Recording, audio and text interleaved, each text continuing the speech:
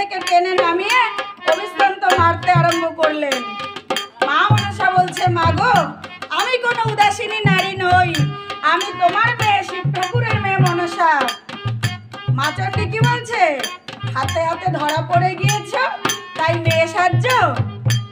তাই মা চণ্ডী অবিশ্রান্ত মারতে মারতে মা চণ্ডীর নখের আঁচড়ে মা মনসার একটি চোখ কানা হয়ে গেলেন।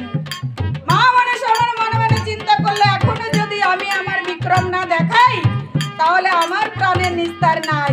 তাই কি করলেন, পরে নিজের প্রাণ রক্ষা করতে নানা বিশ্বাসী দেবী আমার মা, নিজের প্রাণ রক্ষা করতে দেবী আমার মা, দেবী আমার মা, দেবী আমার মা,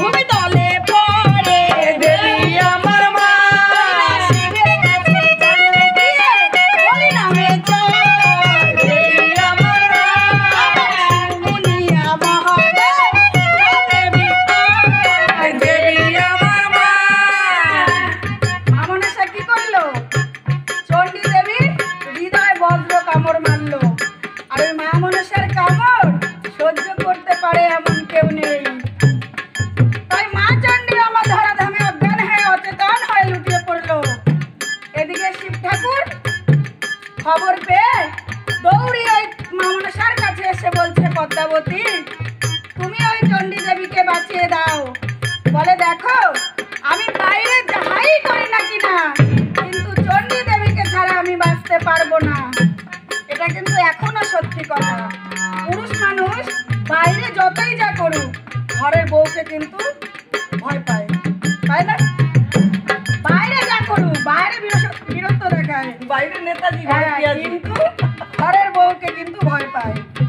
তাই শিব ঠাকুর বলছে, আমি বাইরে যাহাই করি না কিনা, আমি কিন্তু চণ্ডী দেবীকে ছাড়া বাঁচতে পারবো না।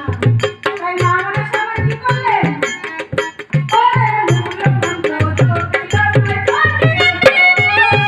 দেবী আমার মা,